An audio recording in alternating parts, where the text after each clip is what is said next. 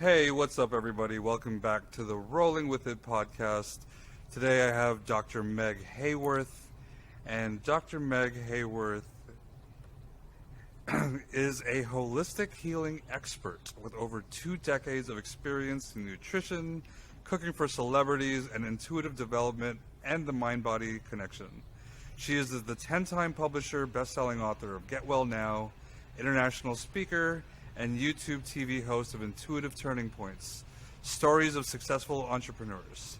She is the founder of Evolving Intuition, Building Self-Trust for Life online course and coaching program, where she certifies students in her whole person integration technique, an emotional release mind-body technique that heals a relationship between difficult past experiences and illness.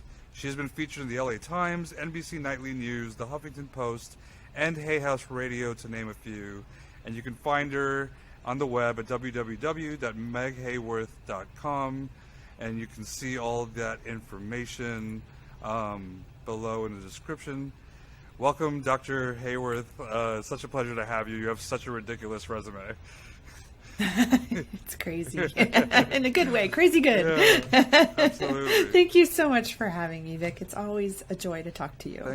Thank you. And you're so seasoned. Been having 20 years, in this sort of business. And I guess to start off, you started off as a nutritionist. Is that right? No.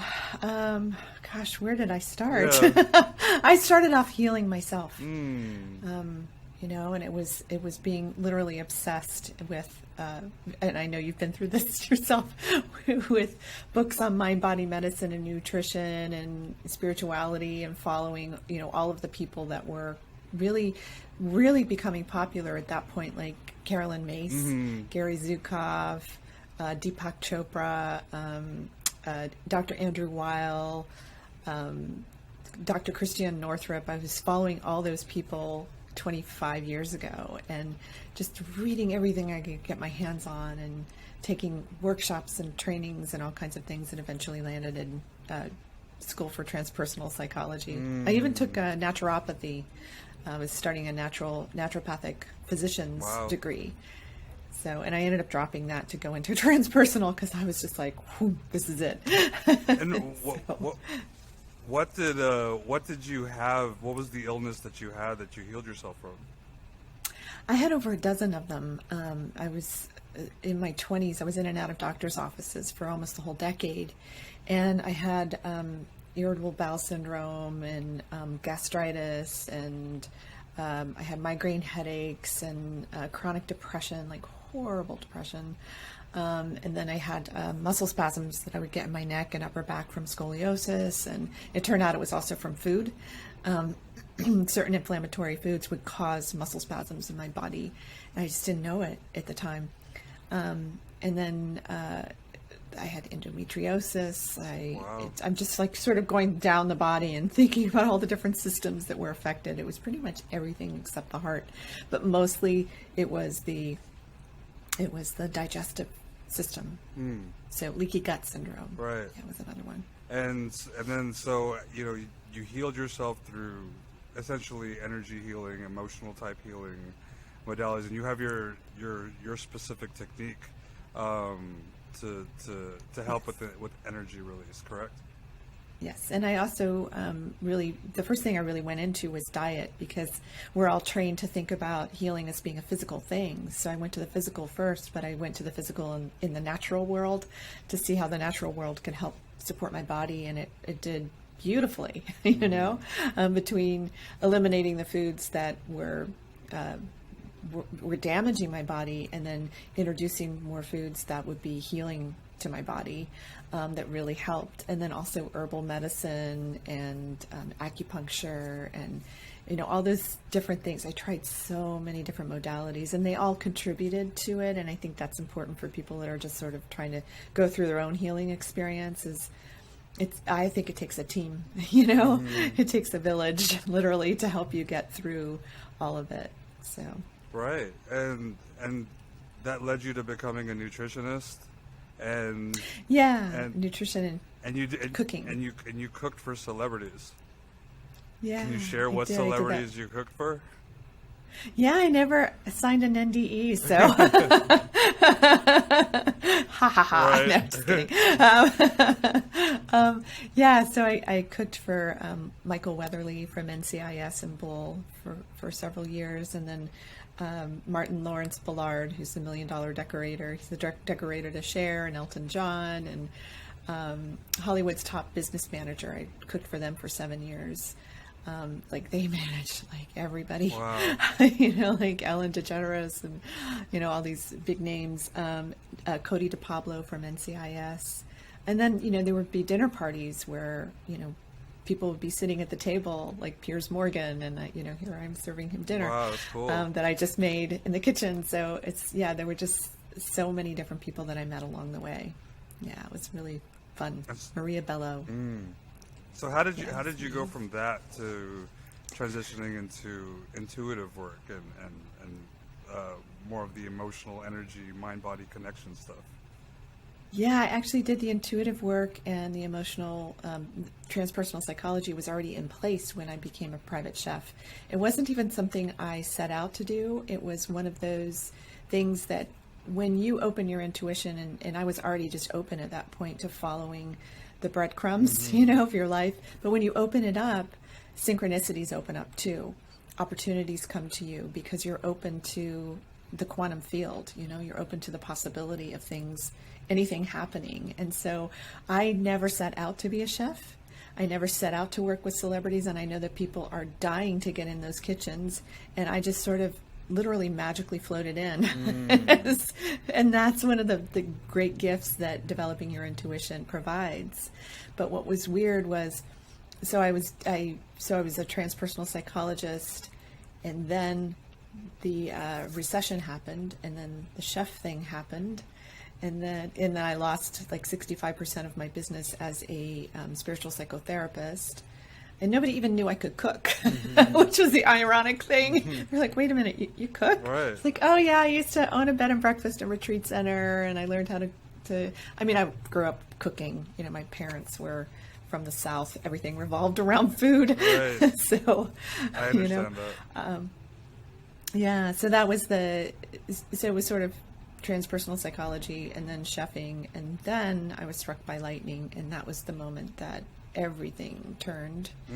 And that's when I put it all together, to do the entire holistic package that I really, when I look back at it, I was like, wow, I was really being trained. I was being trained at the highest levels by both healers and in the chef world, and They all and just by doing. They all kind of played a part. I can relate in my own way, as before I started doing this work too, I was a high school teacher. And so, but it totally kind of played into developing, into developing, kind of structuring what I'm doing now. Oh, perfect. Yeah, curriculum and Right. Yeah, that's perfect. And so you had a near-death experience when you were young. Can you speak a little bit about that and how that opened your abilities up? Yeah, and I have to say, I drowned when I was 2 years old. So I never knew a life without seeing spirits in the room or having intuitive, just sort of off the charts intuitive abilities that to me were normal, but to other people, it was like, what? They thought, oh, she's playing. That's really sweet, or I would get discouraged in that, like there's no such thing as ghosts. There's only the Holy Ghost. But what happened was I drowned. And so I was 2 years old. It was in the ocean in South Carolina, Myrtle Beach. And it was the lifeguard who found me, and I'd been in the water, I don't know, they said at least 5 minutes or so. So they found me floating, and he pulled me out of the water, and I wasn't breathing. And so he had to revive me, and then they took me to the hospital, had my stomach pumped and all of that, so I went through that whole experience, and it took me many years to put together, like, oh, you died. And that's why you have all these abilities. This is why you have dreams that come true exactly as they happened, or things before anyone told you about them. So I put it together, and then what happened then was I thought, okay, well, now I want to be regressed. And so I went through to like 4 different types of practitioners, a doctor of psychology, a hypnotherapist, traditional psychologist, to get regressed so that I could have that experience of understanding what happened in that moment, you know. And I also was raised by a scientist, so I thought about it scientifically. I'm like, well, I need a cross section of a number of different people to be able to confirm, you know. Right. Yeah. So what happened in that experience when you kind of went beyond your body, kind of thing? Can you describe some of that? Yeah, so in the regressions, what happened consistently is that I went up like that tunnel of light, and there's this big, bright light, and my grandfather was waiting for me. He had passed away 6 months before I was born. I'd never seen him, but I knew exactly who he was. And I went running to his arms, and he picked me up. And then there were all these other beings that I knew all around him. And they were just so loving. Wow. And then they showed me this experience of, they told me I had to go back and that I would have to go through some hard things, but here's what you would be doing as an adult. And so, mind you, I had these regressions before I became who I am now. Right. So I was in the process of becoming, and I didn't know what would happen for my life. But one of the things that they showed me was I'd be standing on a stage wearing purple and talking to hundreds of people. And just 2 years ago, I stood on the Mindshare stage for the Mindshare Summit, J.J. Virgin's Mindshare Doctor Group. And I spoke to 500 doctors in a purple dress. Wow. And I didn't even think about it until afterwards. I was like, you wore purple. Like, I just intuitively did it. I hadn't thought about it. And, you know, I look back at the pictures and I'm like, wow, that's very much like the vision. They showed me books. They showed me all these things that I'd be doing. And I was like, okay. Wow, that's pretty incredible. And I mean, I can also, there's been a lot of, in my life, seeing premonitions and just kind of like certain things that happen, and then deja vu almost, right? Where it feels like you've already kind of done it before. But it seems like you probably have a lot more of a vivid experience of that. A lot. Yeah, a lot. And you know, what was interesting is that when I was 27, when we go through our solar return, right? Yeah. 27 through 30, those are really pivotal years. And all the illnesses were at their height, like to the point where I was in bed for weeks at a time on all these different drugs and so depressed, and vertigo so bad I had to crawl to the bathroom. I was also simultaneously seeing ghosts everywhere I went. Oh my So God. they'd be standing at the bottom of the bed. They'd be walking through the room when I was eating dinner. I was just like, and so it was, everything came to a head at that time. And it was to such a degree that I was like, I have to do something. I have to get training. I have to do something to understand why all this is happening. And I just had this spiritual abilities and this empathy, and I didn't understand the empathic thing for many years. But that was a massive contribution to why I was so sick, because I was pulling in all this stuff from everyone around me. So getting training in that, just intuitively getting training in intuition, was a huge contributing factor to why I leave my sessions now totally energized. I don't feel drained from clients, even though some are clearly draining at times. But it doesn't have that effect because of how I was trained. So Empathy is something that I've been understanding more and more myself, like being an empath and you're taking on energies of the world, other people, information, technology. There's, you know, so many aspects of that, right? And it's so draining to people. And what I've been, I guess, I don't think there's a lot of information out there on how you don't take on other people's energy. And what I've been kind of experimenting and understanding with myself is it's really, there's a non-attachment to things that are happening. We get so easily sucked into so many different events that are happening in the world, and obviously the time we're living in and people dying and all this stuff, and it can help you, or it can make you bring your energy down to a certain point, and that happens also when we're in conversation with a lot of people for all sorts of different reasons. And the idea is that our best contribution to this world, as I understand it, is to keep our energy up, right, as much as possible.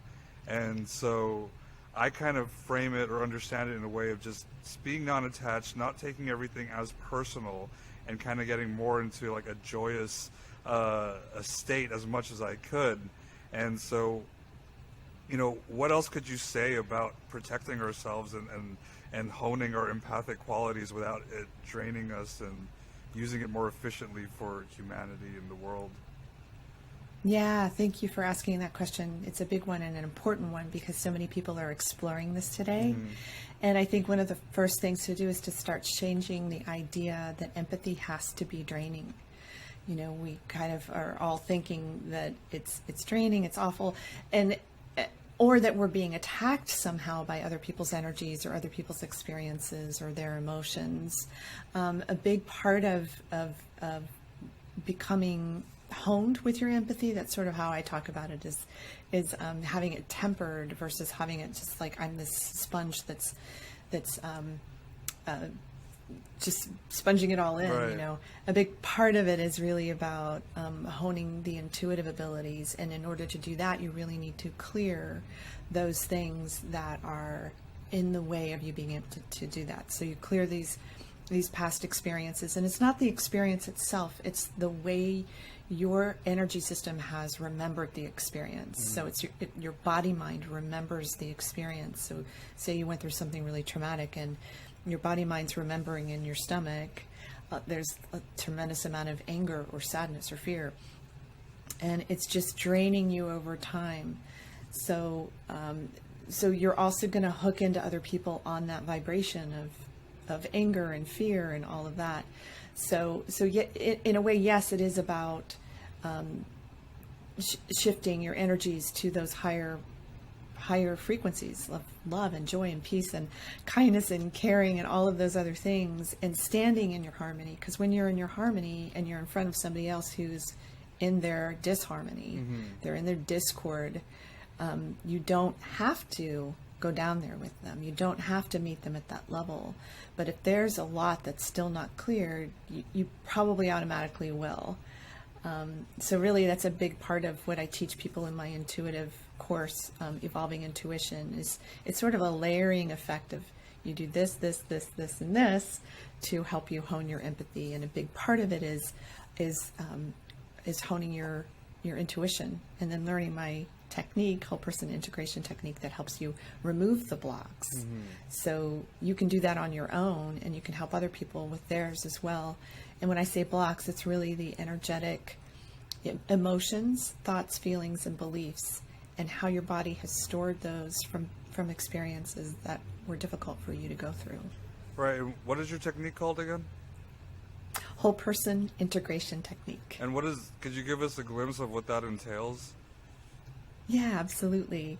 So basically what we're doing is working directly with the emotions that most of us try to avoid. We don't want to deal with the guilt, the shame, the pain, the sorrow. These are painful things, and most of us aren't willing to go into our pain to really work with it.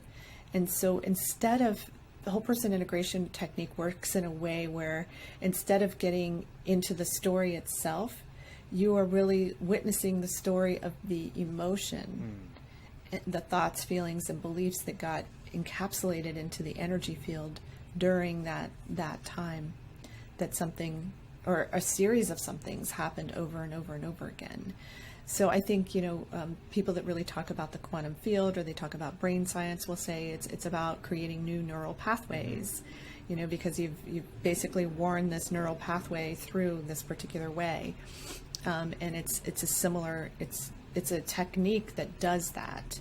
So it's creating a new experience. But I focus mainly on the emotions, and the work of Dr. Candace Pert is really central to the work that I do, because she discovered the opiate receptor, and she discovered that every single cell of your body registers an emotion when you feel it. So if you are in guilt and shame for years and years and years and years from being sexually abused as a child, for instance, and this is part of my own story that I'm publicly share relatively often, so people understand I'm coming from this place Right. personally. Is so that when you cycle through that for years and years and years, your body is being flooded with these emotions without you quite understanding that it's going on underneath the surface. It's unconsciously happening, and then there's times where you get triggered into it where it's very consciously happening and you don't know what to do with that trigger, that response that you're having. So we know emotions can make us sick. You know, is she proved, you know, you're flooding your body with shame. You know, that's a bit dense one. But emotions can also make us well. Right. So when you flood your body with love and peace and joy and kindness and all of those harmonious, higher vibrational feelings, the body responds to that too.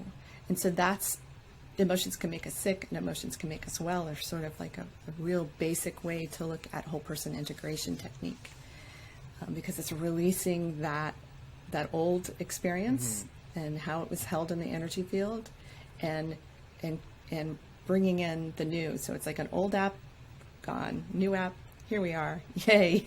You know, and I watch people's realities just really shift and change when they do the work. I love that. And I kind of have understood that, you know, we've been conditioned or like come into being into understanding or getting into a place really of, we feel our pain to a certain degree, and we don't go further than that, right? And then we feel like joy to a certain degree, and we don't really go further than that. And so we just really spend a lot of this time avoiding. And like you said, this gets stored in the body. It's physical energy that, you know, is what I think a lot of people don't realize. And so you choose not to kind of go there because you're avoiding the feeling of it. But when you realize it's really just an energy that is trapped, and you're actually creating more of it the more you avoid it, you're creating more of that essentially in your life. And when you use techniques like this to release the energy, everything shifts, right? Because your energy's changed. I've been involved with, you know, Dr. Joe Dispenza work since 2018, and that's really just a kind of a big, he takes it to a very like scientific level, but it's really, you know, we're changing the neurological pathways so that the energy that you're putting out that is, you know, we're like antennas, and we're letting out these frequencies, and life is constantly responding to these frequencies. And so it's not about, you know, my luck is bad, or, you know, a lot of people get like stuck in like a lot of these like thinking, but it's really like, when you get into the energetics of everything, it's really the emotions that you're holding and not allowing yourself to process that is limiting you from truly living the life that you want to live. Yeah, and I'll take it a step further, and it's the emotions and the beliefs that they are holding. Right.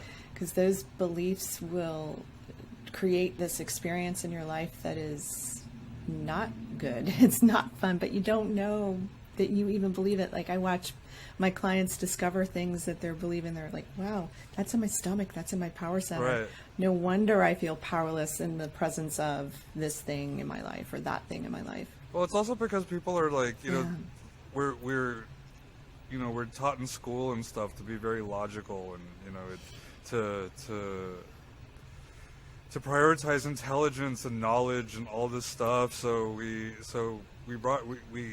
just function in the world very analytical, and so it takes away from, oh, like, where do I feel this in my body, or like, or even just getting into that intuitive space of like, you know, getting guidance and stuff. And so we heavily weigh everything on this analytical mind, right? And so, you know, what are your thoughts, you know, as we, I mean, obviously you favor intuition, and just, you know, why is developing intuition so important?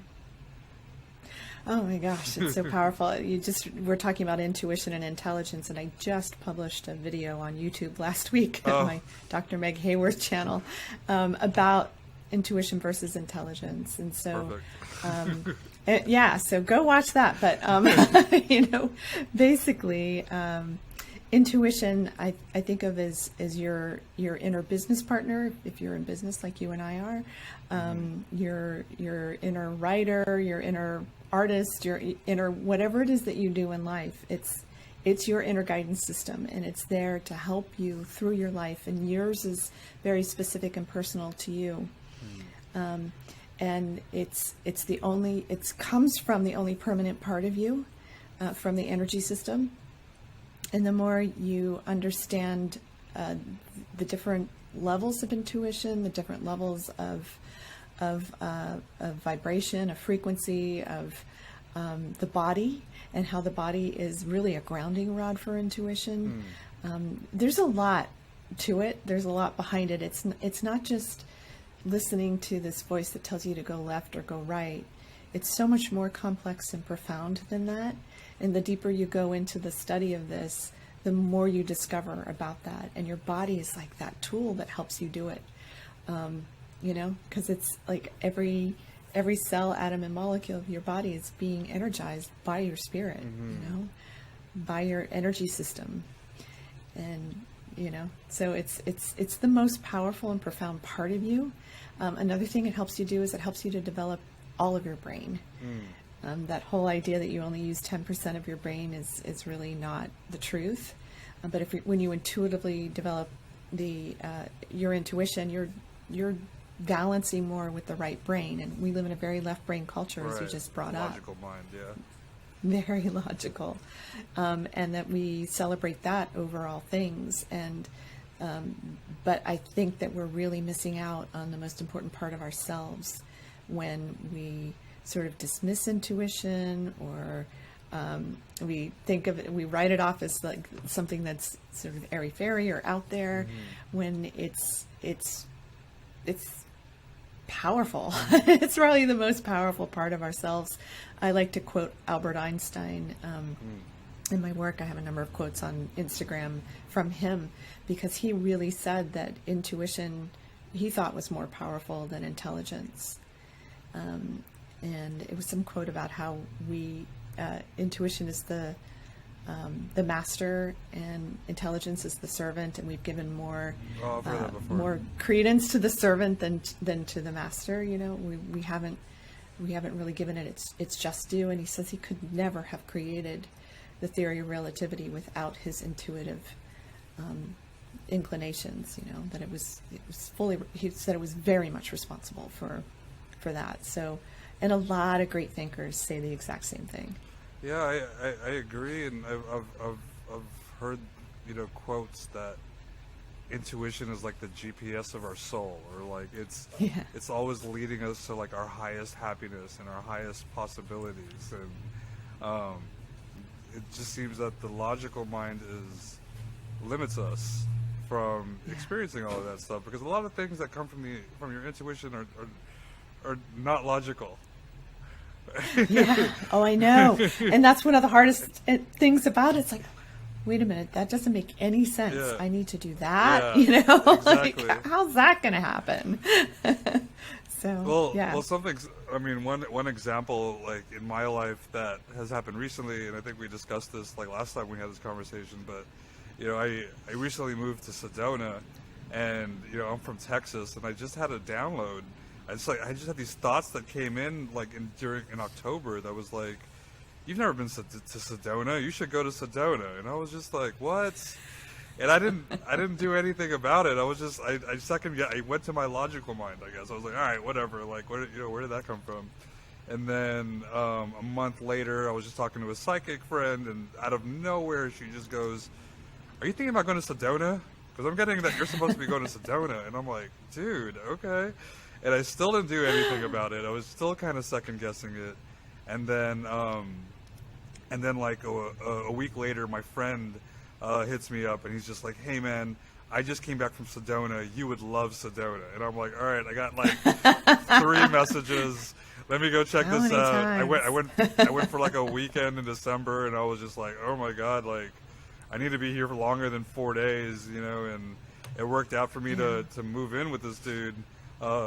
And this little like studio apartment, and I was there for 3 months, and now I'm getting my own place there for 6 months. But it's just so interesting because it's been epic, and there's a lot of amazing people there, and just kind of like being in the energy of that town is just on a whole other level. It's just really magical. But I mean, if I didn't listen, to that, like I wouldn't really have had all the experiences or really be in this kind of place. Because once I was there, I was like, I knew like I'm supposed to be there. And since I've been there, I've met very influential people for my life, and so many different things like that. And so, so now it's just now I feel like I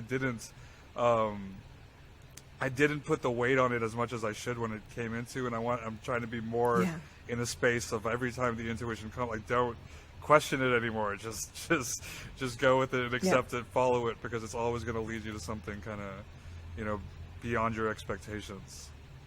Oh my gosh, yeah. It takes you to things that you never, ever would have thought you'd end up doing, or people you'd end up meeting, or all these great experiences. And it's just opening up to that, and saying yes to that part of the self. But that's scary for a lot of people. Because in order to do that, you have to go into the unknown, and you have to, not have everything figured out, or not like, and I don't know, what is your advice for, when people, kind of block themselves to following intuition for those reasons? Yeah, it's I think we all have courage inside of us, and we can all muster it up to do things that are beyond our comfort zone. And it's when we push beyond those places, and I know you know this very well, when you push beyond those uncomfortable places and you really end up in the light. You end up in a place where you feel freer, you feel happier, you feel more energized than you have in your life. But it's a leap, and taking that leap from this place of security and comfort, and which is actually really super uncomfortable, because wait a minute, the security of this job that I cannot stand. Right. I hear this a lot from people. I can't stand this job. Oh my gosh, the people I work for are horrible, or whatever, and they're going through all of this drama. But this voice inside of them keeps saying, yes, but, follow your art, or follow your music, or, we'll take care of you. You'll be taken care of. The logical mind goes, but how am I going to make money in that? How am I going to? Yeah. And you just got to keep kind of trusting that voice. And not to mention the naysayers around you. I remember getting that. I remember many years ago people saying, well, how are you going to put food on the table? So, but that's again, it's the logical mind, and the logical mind of others are also going to feed you the very fears that you have, and it's in resolving those fears that you become free. Right. And it's in taking those risks that you also become free, and you also get to do things that you never would have imagined. Right. No, I completely concur, and totally on that journey. And though it is scary, and there's a lot of fear that kind of comes up with it, it's beyond exciting, and it's such an adventure, because you don't know what's going to happen next, and you are just kind of getting these intuitive insights and following it. And you kind of touched on that, intuition's more than just getting direction, or getting the next step. There's actually there's more to it, right? We can I know we can develop a lot more abilities in our psychic abilities, and like all sorts of stuff like that. Could you expand more on what intuition entails beyond that just inner voice that tells you to go left and right?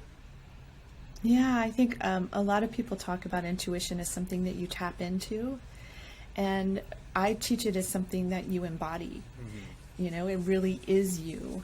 It's an indelible part of you that you can step into and be in concert with at all times. It doesn't mean you don't have difficulties, or you don't have a hard time making decisions, or sometimes your intuition tells you, I need to sit with this decision. I'm in the waiting room is what I like to call it. It's the proverbial waiting room, waiting for the next thing to happen. So, but I think to understand intuition is to understand the different types of intuition they are, how they function, how they operate in our lives, what your specific strengths and skills are with it, which is something that people get to test out in my program and figure out, like, oh, I didn't really realize I was great at that particular piece of it, because I actually teach them how to read each other so that they can also learn to discern energies, because we're using our intuition all the time, but we're not aware of how much we're using it. Interesting.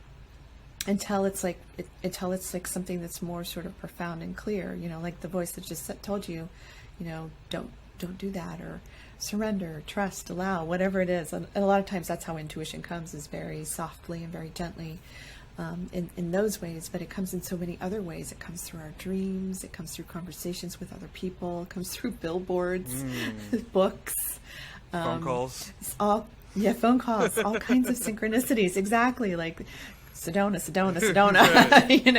It's like your intuition's bringing that to you. And so it's an exploration of all those things, but also how the body really, as I mentioned, is like a grounding rod for intuition, and how the body holds it for you, and how, as you explore more into your own body and the messages it has to give you through the emotions, thoughts, feelings, and beliefs, that your intuition not only increases, or your awareness of it increases, but also your ability to release those things that feel like they've weighted you down. That also becomes an easier thing to do. Cool. Yeah, so intuition is very powerful, and it's multi-layered and multifaceted, and so that's been one of the things I've been exploring for many years, and I'm so excited to be teaching it in my program. Beautiful.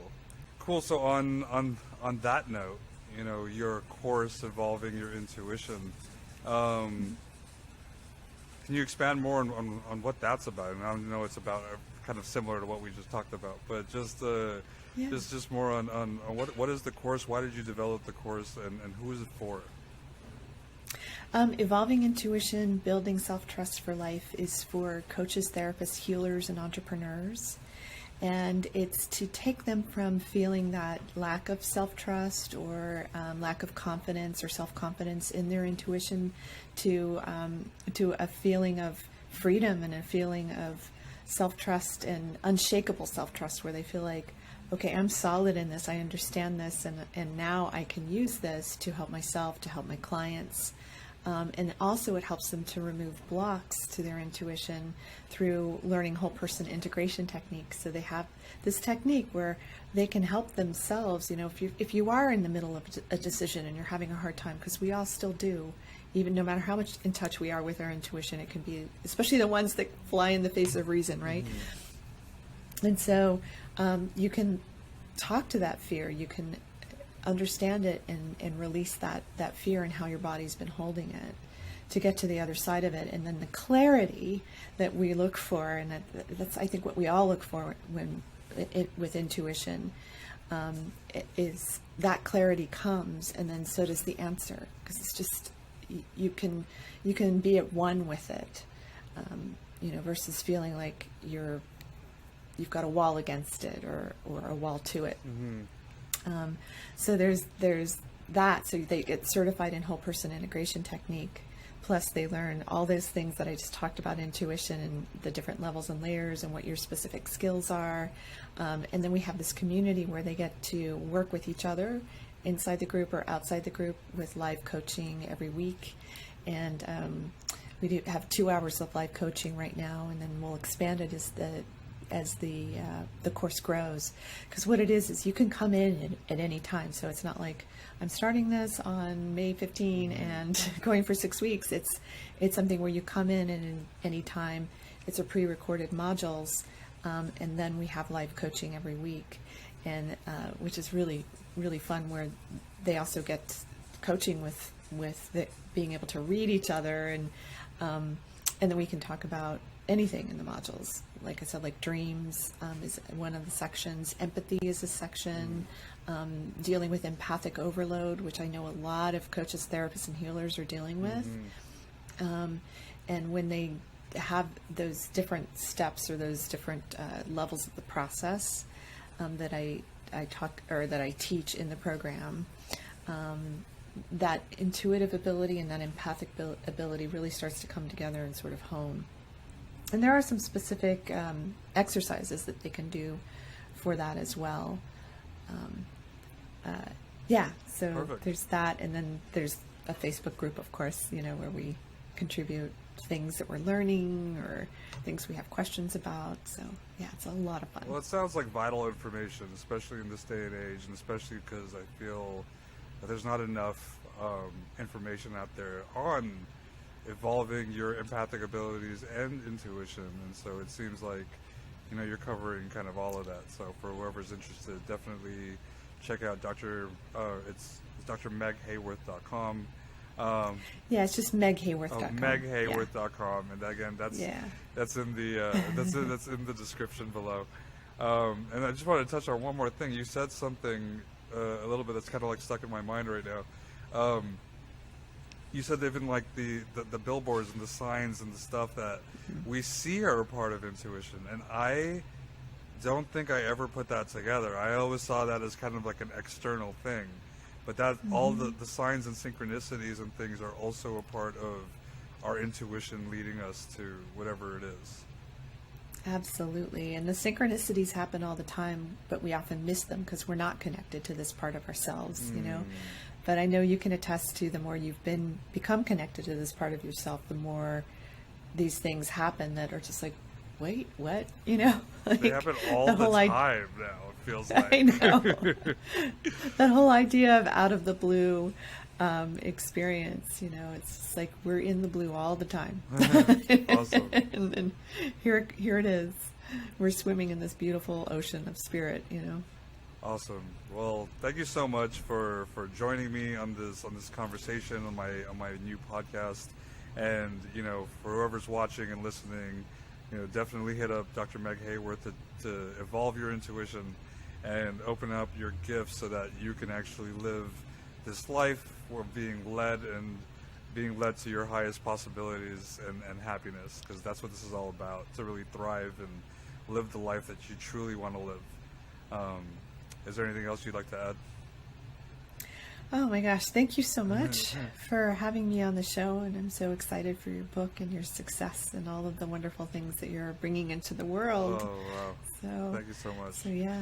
Yeah. Thank you. It's been a pleasure, and until next time, everyone, check us out next week.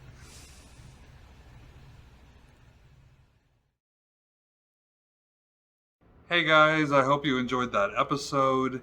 Just wanted to come on here and share with you, if you don't know already, I've written a book called Rolling With It, Lessons Learned While Sitting Down. Rolling With It is the same name as this podcast. Check it out on Amazon. I go deep into my journey from having my accident back in July 29, 2006. So, and really that being the catalyst to my spiritual journey. And I go deep, and I'm raw and I'm real, and I share with you all my experiences and all the things I've learned along the way. So definitely check it out, guys. Rolling With It, Lessons Learned While Sitting Down. Have a great rest of your day.